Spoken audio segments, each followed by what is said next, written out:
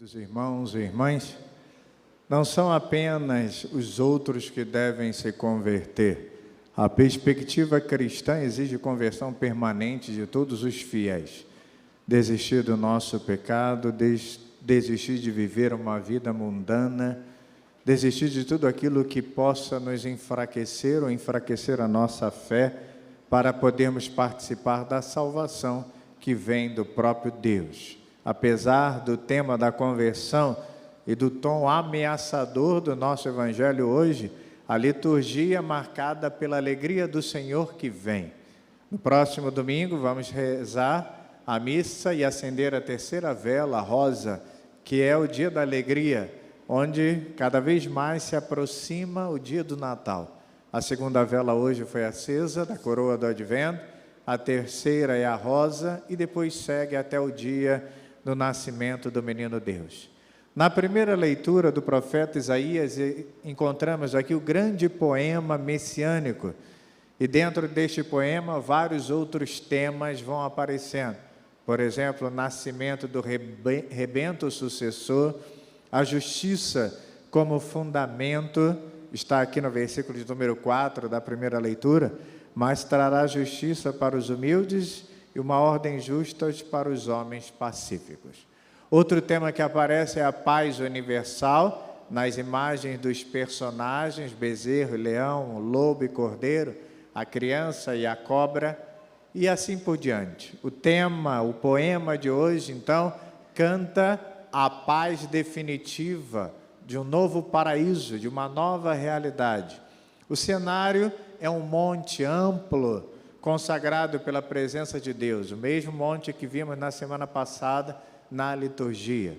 E é nesse contexto que os animais se reconciliam entre si, se reconciliam com o homem e este se reconcilia com o próprio Deus. O rebento se ergue e sobre ele repousará o Espírito do Senhor. Por isso existe uma dupla aqui de dons que vão aparecendo, umas 3 duplas de dons. O primeiro, o espírito da sabedoria e discernimento, que é uma dupla sapiencial, que significa a percepção intelectual ou habilidade para agir. Outra dupla é o conselho e fortaleza, são as virtudes dos governantes, dos militares. E a terceira é o espírito de ciência e temor de Deus, que sintetiza o sentido religioso, a vivência com o Senhor. Portanto, a plenitude desses carismas, ou dessa plenitude, brota de fato o governo justo exercido principalmente pelo ato de julgar. E julgar significa eliminar aqueles que promovem a injustiça, que tornam a paz impossível. Daí, então, somos chamados a viver a justiça, a praticar a justiça e nos afastarmos de tudo aquilo que é mal. Mas existe uma outra realidade que aqui aparece, 2 grupos distintos. A cada 3 personagens ou 3 grupos aparece uma criança ou um menino. Olhemos o texto de hoje. O lobo e o cordeiro viverão juntos. O leopardo deitar-se-á ao lado do cabrito. O bezerro e o leão comerão juntos. Até mesmo uma criança poderá tangi-lo. A cada 3 duplas, uma criança aparece. Mas existe uma outra. A vaca e o urso pastarão lado a lado, enquanto suas crias descansam juntas. O leão comerá palha com o boi e a criança de peito vai brincar em cima do buraco da cobra venenosa. Então, a cada 3 grupos aparece uma criança. Cada 3 grupos aparece um menino. Isso é o sinal da vitória, que simboliza a semente da mulher. Ou seja, a paz é restaurada. Por isso, então, que o menino Jesus traga a verdadeira paz que hoje, diante desta liturgia, está sendo proclamada. Amados irmãos e irmãs, diante desse texto vamos perceber a destruição daqueles que são perversos, mas ao mesmo tempo amansarão as feras. Imagine o leão, o touro e assim por diante.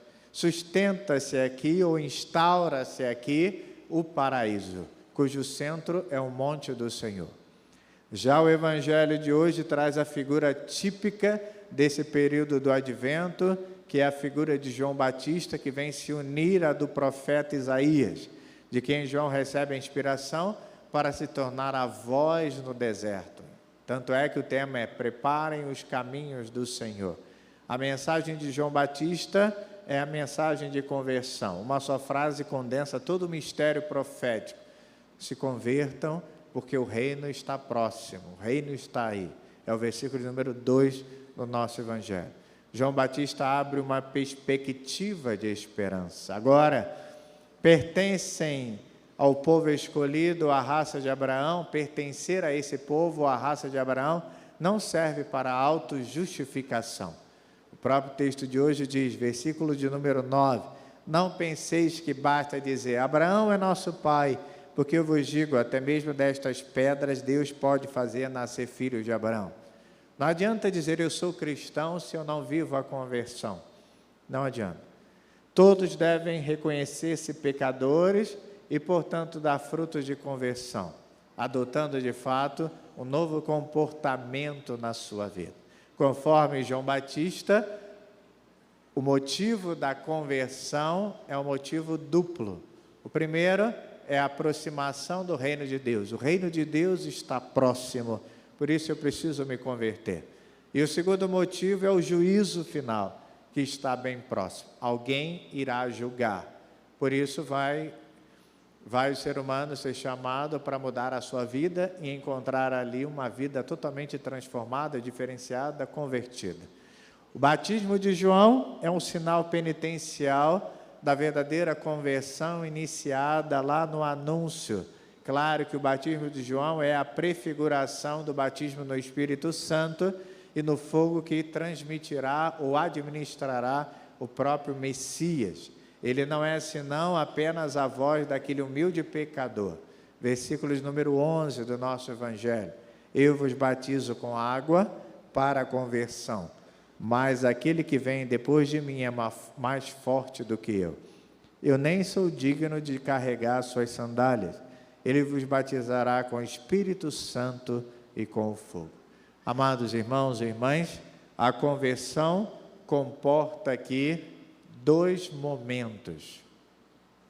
O momento da consciência, quando eu passo a reconhecer os meus erros, mudo a minha vida e peço perdão dos meus pecados.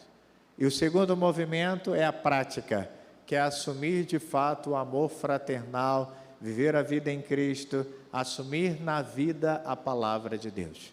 Por isso eu passo a tomar consciência dos meus erros e viver no dia a dia, na prática, a palavra do Senhor. E olha o que São Paulo fala na segunda leitura de hoje.